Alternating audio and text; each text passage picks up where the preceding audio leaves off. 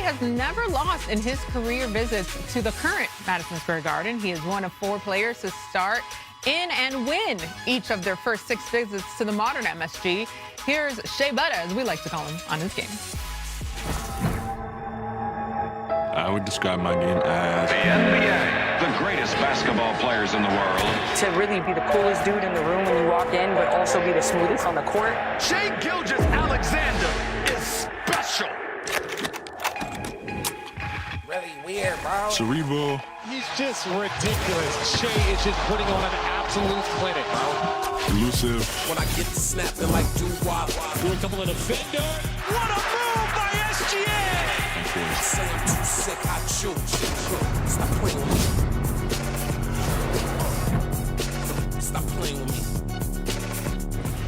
OKC is dealing with several injuries. SGA missed last night's game and is still dealing with that abdominal strain. Who's available tonight, Tim? Yeah, SGA, that was preventative maintenance last night, just being cautious coming back from the ab strain, sitting out the first night of a back-to-back. Same with Isaiah Hartenstein. He'd had a calf strain a couple times this year. Being careful with him. Also, you don't exactly have to bring your best to beat the Bulls.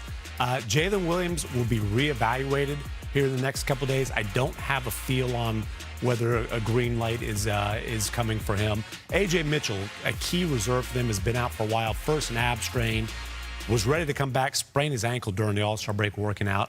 I'm told probably at some point next week for him. Okay. Janae, what can the Knicks prove tonight? Woo, man, to be a New York Knicks fan, I feel like I was saying earlier today that you need blood pressure medication with like the performances being so up and down. It is not for the week. But the good thing is that it feels like they're ascending at the right time. They're identifying themselves with the greatness that we saw over the course of last year's postseason. And so what's at stake? They can prove to themselves that they are the team that beat the San Antonio Spurs a couple days ago. They can prove to themselves that we actually found a rubric versus the Raptors, because I love the box score. Karl-Anthony Towns took 17 shots. Jalen Brunson took 22. Jalen Brunson also had 10 assists, and they kept their opponent under 100 points. If you can keep that going, moving forward, that's a recipe for success. Now, also, if they can beat the team that is currently the defending champs, then they feel like, hey, we've got the Spurs. We've got, we've got the Thunder. And so maybe we can get rid of our boogeyman, which is the Detroit Pistons. Oh, I was going to say, they didn't get the Pistons. Maybe that means that if we can go up against them, like, we can actually be the team that needs to get the wins when it matters most, because their heart was broken last year. They want to right the wrongs this year. And look, with the Pistons, what happened against the Pistons? What has happened repeatedly against the Pistons? They've wilted because the Pistons are bullies. That physicality. Guess who else is some bullies? OKC, Lou Dort. True. Cason Wallace, Alex Caruso. Like, there's going to be some physical defense. This is going to be a great test for the Knicks. You know what's crazy? The Oklahoma City Thunder, they have had multiple of their star players out a number of games. They've had 26 different starting lineups, yet they are still right where they need to be in the Western Conference. That part. And they're able to still withstand that. They still have the #1 defense in the NBA, so this will be a good test for the Knicks. How do you think this Knicks defense is going to be tonight? What are you expecting from them? Listen, I didn't think the Knicks could put together this kind of defensive stretch. So let's just start with giving them credit. There was a lot of questions about, can a team built around Jalen Brunson and Karl-Anthony Towns be good enough defensively to contend for a championship? It's about a quarter of the season sample size. This isn't some little blip here where they're not just the #1 team defensively during that stretch, but it's by a significant margin. So I'm not going to sit here and tell you it's a fluke. That's too large of a sample size. You know what it kind of reminds me of?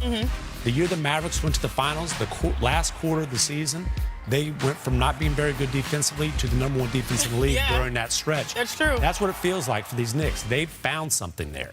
I know we do our own power rankings, but it's interesting to me because, like, the Knicks are rising, the Cavs are rising, the Celtics might be getting Jason Tatum back soon. Like, they're rising, so it's different. The standings may not reflect where these teams are trending. Typical of the East. What are you expecting from my play cousin, Karl-Anthony Towns, tonight? Look, that's hilarious. Cat has to understand the ebbs and flows of a game. And I understand that this system may not be designed for him to always get the touches he wants, but he has to choose to make his influence felt regardless of that. as someone who played the post position, if this was not my night, the strategy was for the guards to do their thing, pick and roll, shoot from three, I would still go out there and get an offensive rebound. I would still go out there and try to find a mismatch and demand the ball. And I do believe the last few days have been turning of a corner for him because maybe hopefully the hard conversations have been had. So it's like, we value you, we will find you, but we also need you to help when other people are thriving, when other people are eating. Yeah, no question. I'm expecting a big game from him. If nothing else, let's make me look good. Come on. Represent for the family. No relation, by the way, guys. It's just because he's Dominican, so we always claim each other. All right, it's time now to head-to-head, brought to you by DraftKings Sportsbook. All right, today, who scores more points tonight, SGA or Jalen Brunson? That man gets out of bed and he's already at like 25 points. So I'm going with Shai, Gilgeous, Alexander, Shea Butter for me. I know. 30 is like the baseline. Yep. More points, Chat or Cat? For me, again, Chat or Cat. Ooh, this is a good one. I'm going to go Cat. I'm going to go Cat. I'm going to take him, yeah. I love that. More points, Casey Wallace or I guess this is all on me, huh? I guess you recused yourself, Tim. Casey Wallace and Mikal Bridges. Bridges has been better lately, but I've been excited to see Casey Wallace. I think taking the opportunity to step into more minutes, he's made the most of them count. So, how many people did I pick? Did I pick? No. I picked SGA. We threw him. I put Casey Wallace. Oh, and I gave Cat. I gave your cousin, tu primo. Mi primo! Roll over. You will always be able to go back and take more classes. Summer courses, very, very important for sure. All right, here's a look at ESPN's latest mock draft. AJ Diavanza sits at the number 2 overall spot behind only top pick Darren Peterson. Diavanza is followed by Duke stud Cameron Boozer.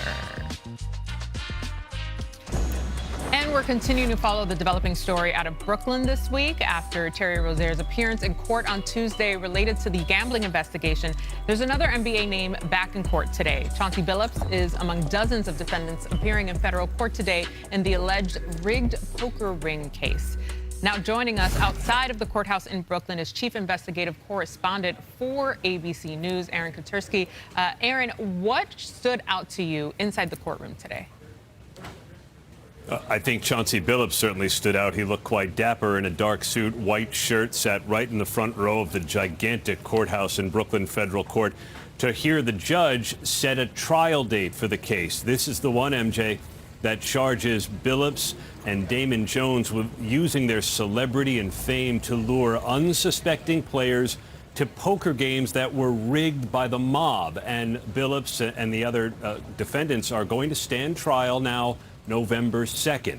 Not all at once. The case is just too big and there are too many defendants to put them all on trial at once, so prosecutors and defense attorneys are going to have to figure out how to divvy up the case.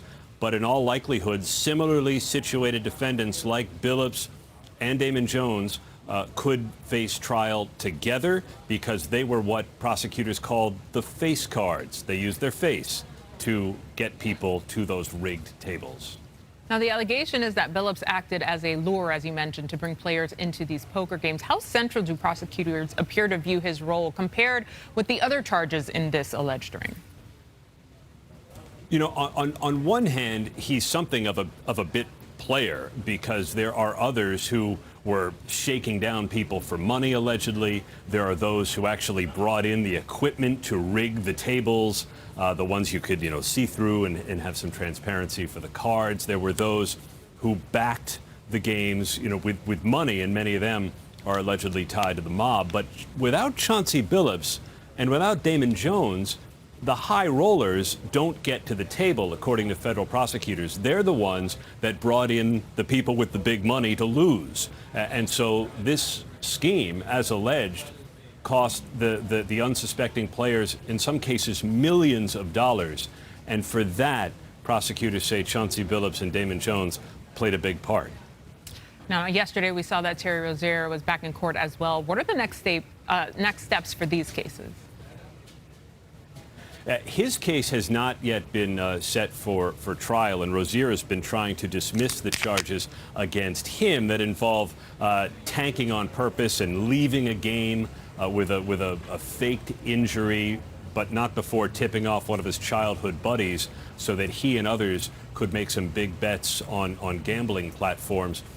Rozier says this is mischarged, a misapplication of the law. The judge has not yet ruled on his motion to dismiss. But in both of the cases, the rigged poker, the bad gambling. Both of the cases, federal prosecutors say a number of the defendants, they won't say which ones, MJ, but a number of the defendants are now considering plea deals. So we'll see how many are willing to take them and perhaps, if called upon, flip on their co-defendants.